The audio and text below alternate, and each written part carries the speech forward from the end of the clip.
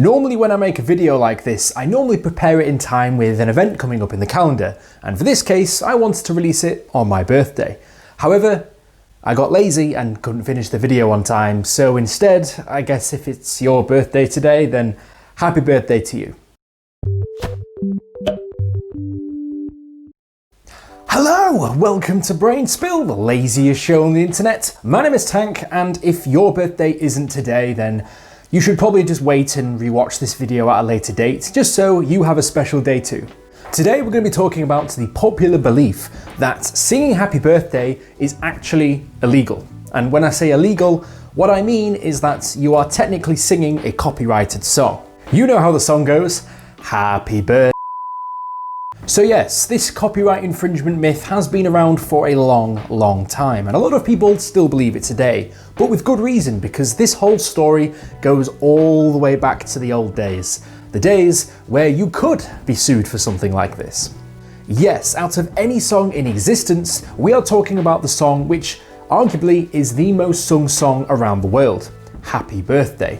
The one that you sing when you're sat in front of a cake with candles, wearing a silly hat and awkwardly not knowing what to do or where to look whilst everyone sings happy birthday to you.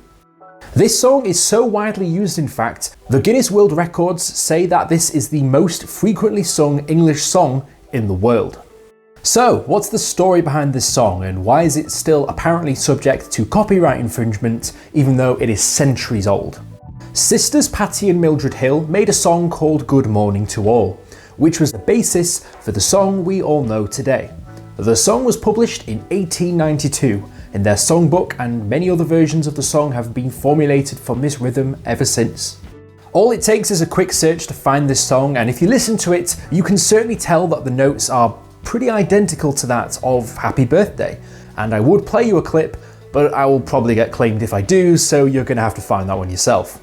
At the time, no accreditation, credits or copyright was claimed for the song and its lyrics. In fact, the origin of the lyrics to the song were not completely known, but the farthest written record of the existence of the song was the combination of melody and lyrics in Happy Birthday to You, which first appeared in print in 1912. There were allegedly earlier prints with the words Happy Birthday written on it. However, it was never known or intended for these to be actually sung as a song, meaning that technically they don't count as the first version of the song Happy Birthday. Hence why they're not recognised as lyrics to a song. This all changed in 1935, however, when the Summy Company, those who published the song Good Morning to All, registered a copyright, crediting authors Preston Ware Oram and Mrs. R.R. Foreman. And the foresight for this must have been pretty great, as the company who still owned the song was purchased by Warner Chappell Music in 1988 for $25 million. And for them too, a nice tidy bit of profit, if I do say so myself. But why would Warner Chappell want this, the company and all its intellectual property? Well, as the massive corporate giant they are, I'm going to give you one guess as to why they did it. Money. Warner claimed that the song was still under US copyright protection until the year 2030, meaning that anyone who used the song for an unauthorized performance had to pay royalties to Warner before this could be done. If not, technically, it's illegal. That's right, ladies and gentlemen, little Timmy's 10th birthday is not going to be quite as magical this year, because as soon as everybody cracked out the Happy Birthday song, Warner came storming through the windows and taking royalties from all his birthday cards.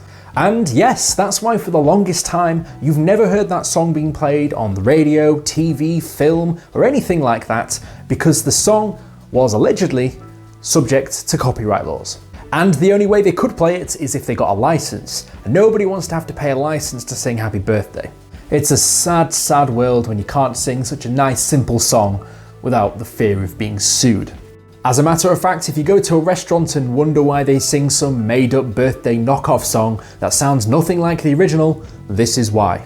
It's alleged the fee for the use of the song for commercial purposes or at public gatherings costs anywhere between $15,000 to a six-figure sum, which is absolutely ridiculous. What's even crazier about this whole thing is Warner reportedly made over $2 million a year just off royalties from this song. To say you got the rights to this song just by sweeping up another company, it's pretty good going. And that $25 million they paid initially to take over that company who owned the song would probably get paid back pretty quickly. My question is, who's paying this? Who's actually going out of their way to give Warner money for this? People with more money than sense, clearly. Since this acquisition, nobody stood toe-to-toe with Warner and just let them be and thought, you know what, it's not worth the time, just let them keep getting the royalties for this song. That was until independent filmmaker Jennifer Nelson filed a class action lawsuit against Warner Chappell on the 13th of June 2013, in the name of her production company, Good Morning to You Productions. Jennifer was planning on making a documentary about the history of the song Happy Birthday. However, during her research, she found what she believed was conclusive evidence that Warner did not in fact own a copyright over this song. She went on to comment and said this: "I just went for the gold and just thought, you know this is right. This is the right thing to do. I don't care how big they are and how small I am. I didn't really think about all that." So yeah, she took them to court over the copyright usage of the song Happy Birthday. The story told by Warner Chappell is that two sisters created the song. Then they transferred the copyright to another sister who transferred it to a company, which transferred it to another company, which was eventually acquired by Warner Chappell. Maybe they thought that telling a complicated and convoluted tale of how this all happened might just get people to agree to their claims. 'Cause that's how court cases work, right? Ultimately, on the 22nd of September 2015, the court found that the lyrics to the song Happy Birthday are in fact not subject to copyright, and this was dismissed through summary judgment. In light of the foregoing, defendant's motion is denied and plaintiff's motion is granted as set forth above. Because Sumiko never acquired the rights to the Happy Birthday lyrics, defendants, as Sumiko's purported successors in interest, do not own a valid copyright in the Happy Birthday lyrics.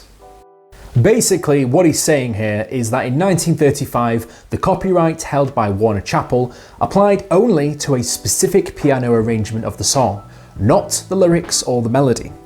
So what they found was that Warner was actually claiming royalties for people using the song Happy Birthday when they didn't have a copyright over the lyrics themselves, meaning that technically anyone is allowed to sing the song without repercussion of that sort. You can go ahead and just start singing the song whenever you want without needing to get a license or having to get authority from Warner Chappell before you start singing the song. As a matter of fact, I could start singing it to you right now, but nobody wants to hear that. The judgment initially landed the matter in favour of Jennifer Nelson, but the judgment stopped short at stating if the song was in the public domain or not. Although Warner Chappell can't demand royalties for the use of the song, this left the status of the song's copyright in limbo. So theoretically, anyone could come out of the woodwork and claim that they own the copyright to this song, and it's just a matter of proving it really. So we aren't completely out of the woods yet, people. What was even more surprising about this whole thing was that Warner Chappell, as you normally do in a court case, would normally have the right to appeal the decision made. However, they decided to forego this decision and decided not to argue the toss, and just thought, you know what, we'll just leave that one there. Because the defendants have charged for the use of the song, untold thousands of people chose not to use the song in their own performances and artistic works, or to perform the song in public. This has limited the number of times the song was performed and used. After the settlement is approved, that restraint will be removed, and the song will be performed and used far more often than it has been in the past. While there is no way to make a reliable estimate of the increase that will result, there can be no dispute that the increase will be substantial.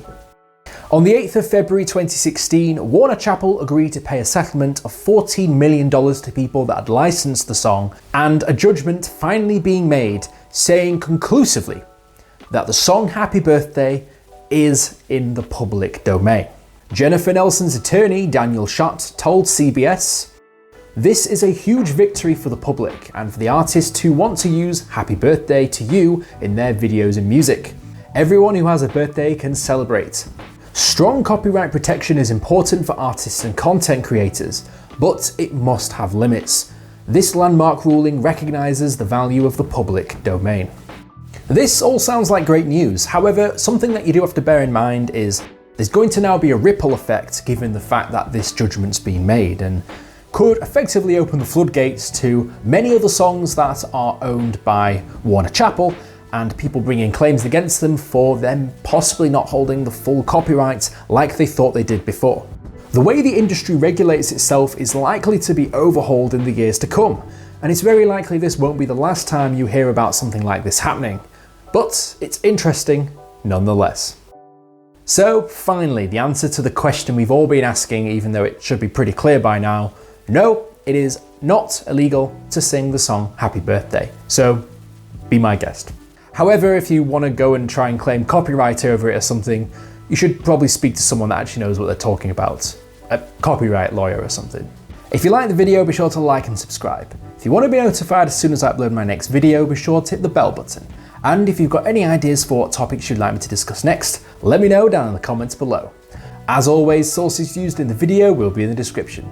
Right, anytime I hear the song Happy Birthday being sung in the future, I'm just going to have this video in the subconscious of my head, and you might do too, so the next time somebody sings Happy Birthday, you can just think of little old me.